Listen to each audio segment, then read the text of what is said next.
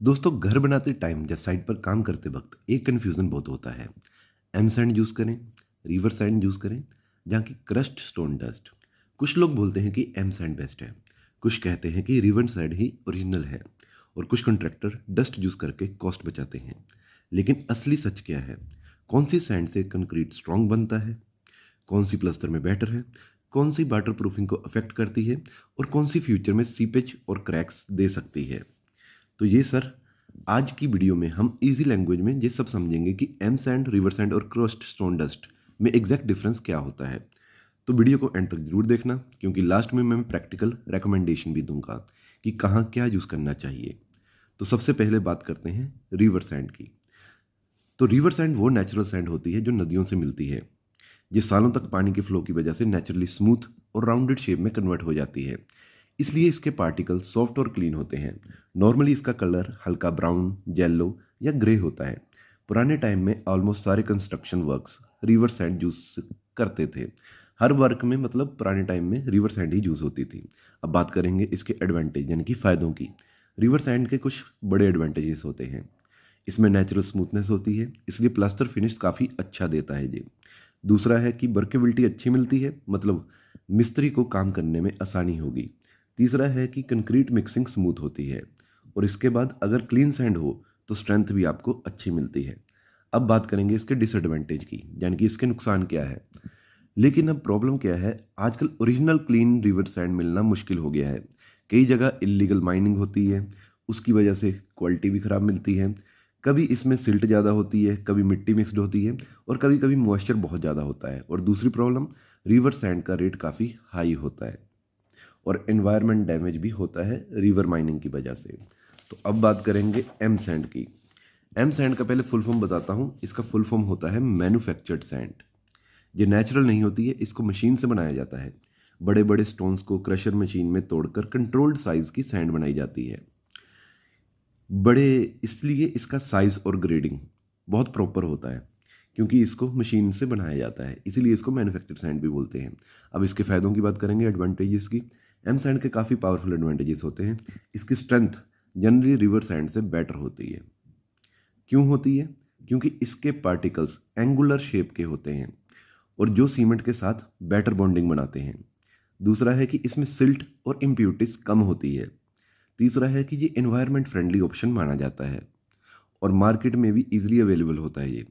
Cost भी कई जगह रिवर सैंड से कम ही पड़ती है इसकी। अब बात करेंगे डिसएडवांटेज की। ये तो हो गए फायदे, लेकिन एम सैंड की कुछ लिमिटेशंस भी होती हैं। इसके पार्टिकल शार्प और एंगुलर होते हैं, इसलिए प्लास्टर फिनिश थोड़ी रफ आ सकती है अगर क्वालिटी अच्छी ना हो। दूसरी बात, अगर प्रॉपर वॉशिंग ना हुई हो तो डस्ट कंटेंट ज़्यादा हो सकता है एम सैंड में, और low quality M sand concrete में वाटर डिमांड भी बढ़ा देती है। तो ये हो गए इसके डिसएडवांटेजेस। अब बात करेंगे क्रस्ट स्टोन डस्ट की। तो जब स्टोन क्रशर में एग्रीगेट बनता है, किसी आप क्रशर में जाइए, वहाँ पर एग्रीगेट बन रहा हो, तो उस प्रोसेस में जो बहुत ही फाइन पाउडर टाइप एक मटेरियल निकलता है, उसको बोलते हैं क्रस्ट स्टोन डस्ट या स्टोन डस्ट बोलते हैं। ये बेसिकली एक बाई प्रोडक्ट होता है, किसी चीज़ का एक बाई प्रोडक्ट हो गया। अब इसके फ़ायदे की बात करें, सबसे बड़ा एडवांटेज होता है इसकी कॉस्ट, सस्ता होता है, बहुत लो कॉस्ट होती है, काफ़ी सस्ता पड़ता है ये। तो ये road filling, paper block bedding, temporary work में इस्तेमाल किया जाता है। कंपैक्शन भी अच्छा मिल सकता है इसमें। अब डिसएडवांटेज की बात करें, लेकिन कंस्ट्रक्शन क्वालिटी के हिसाब से इसकी लिमिटेशन बहुत इंपॉर्टेंट है। इसमें डस्ट पार्टिकल बहुत ज़्यादा होते हैं, वाटर ऑब्जॉर्प्शन ज़्यादा हो सकती है, बॉन्डिंग प्रॉपर नहीं मिलती, और अगर डायरेक्टली स्ट्रक्चरल कंक्रीट में यूज़ कर दिया जाए तो फ्यूचर में क्रैक्स भी आ सकते हैं, श्रिंकेज भी हो सकती है, और स्ट्रेंथ इशू भी आ सकते हैं। इसलिए बिना टेस्टिंग के स्ट्रक्चरल आरसीसी वर्क में स्टोन डस्ट को अवॉइड करना चाहिए। ये अवॉइड करना चाहिए, लेकिन बहुत सारी जगह पर स्टोन डस्ट ही आज की डेट में यूज़ हो रही है भाई। अब इन तीनों को इजी वे में कंपेयर करते हैं। सबसे पहले स्ट्रेंथ की बात करेंगे, तो सबसे अच्छी बॉन्डिंग मानी जाती है एम सैंड की। उसके बाद आती है रिवर सैंड, और स्टोन डस्ट वीकेस्ट ऑप्शन माना जाता है, मतलब कि सबसे कमज़ोर ऑप्शन माना जाता है स्ट्रेंथ के मामले में। अब बात करेंगे प्लास्टर फिनिश की, तो बेस्ट स्मूथ फिनिश आता है रिवर सैंड से। M sand average to good finish देती है, और स्टोन डस्ट में रफनेस और क्रैक्स का रिस्क ज़्यादा होता है, इसलिए इसको अवॉइड करना चाहिए प्लास्टर में। अब कॉस्ट की बात करें, सबसे महंगी है river sand. M sand medium cost में मिल जाती है, और स्टोन डस्ट सबसे सस्ता ऑप्शन है भाई। अवेलेबिलिटी की बात करें, मतलब कौन जल्दी उपलब्ध हो सकता है। रिवर सैंड कई एरिया में लिमिटेड होती जा रही है और एम सैंड आपको ईजिली मिल जाती है। स्टोन डस्ट भी रिसाइकलिंग टाइप का एक तरह से आपको ये ईजिली मिल ही जाता है। जहाँ पर क्रशर के एरिया ज़्यादा होंगे है ना, तो वहाँ पर आपको स्टोन डस्ट भी ईजिली मिल जाएगा। अब बात करेंगे इन्वायरमेंट पर इनका क्या इम्पैक्ट पड़ता है। रिवर सैंड माइनिंग इन्वायरमेंट को डैमेज करती है। M sand comparatively eco friendly option माना जाता है और स्टोन डस्ट जो है वो भी एक तरह से का रिसाइकलिंग टाइप का बाई प्रोडक्ट होने की वजह से वेस्ट यूटिलाइज करता है। अब कहाँ पर क्या यूज़ करना चाहिए ये बताता हूँ मैं। आरसीसी कंक्रीट की बात कर लें तो सबसे लिए गुड क्वालिटी आरसीसी कंक्रीट के लिए एम सैंड एक काफ़ी अच्छा ऑप्शन माना जाता है। कई मॉडर्न प्रोजेक्ट्स में एम सैंड ही यूज़ हो रही है। अब बात करेंगे प्लास्टर वर्क की, तो प्रीमियम प्लास्टर फिनिश के लिए रिवर सैंड बेटर होती है, लेकिन proper plaster grade M sand भी यूज़ की जा सकती है। ब्रिक वर्क में यानी कि चिनाई में, ब्रिक मशीनरी में दोनों रिवर सैंड भी और एम सैंड भी आप यूज़ कर सकते हैं। और फिलिंग का काम हो और नॉन स्ट्रक्चरल वर्क हो तो उसमें स्टोन डस्ट आप यूज़ कर सकते हैं।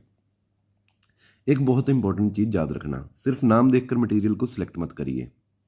चाहे रिवर सैंड हो, एम सैंड हो या स्टोन डस्ट हो, सबसे इंपॉर्टेंट चीज़ होती है क्वालिटी। हमेशा चेक करो उसका सिल्ट कंटेंट, ग्रेडिंग, क्लीनिनेस और लैब टेस्टिंग, क्योंकि लो क्वालिटी मटेरियल फ्यूचर में सीपेज देगा, क्रैक देगा और स्ट्रेंथ फेलियर का रीज़न बन सकता है। तो दोस्तों अब आपको क्लियर हो गया होगा कि एम सैंड, रिवर सैंड और क्रश्ड स्टोन डस्ट में एग्जैक्ट डिफरेंस क्या होता है। अगर वीडियो यूज़फुल लगी हो तो लाइक ज़रूर करना, कमेंट में बताना कि आपके एरिया में कौन सी सैंड यूज़ होती है ज़्यादा। और सिविल इंजीनियरिंग और कंस्ट्रक्शन की प्रैक्टिकल नॉलेज के लिए चैनल को सब्सक्राइब जरूर कर लेना। मिलते हैं नेक्स्ट इंटरेस्टिंग वीडियो में जल्द ही। जय हिंद, जय भारत।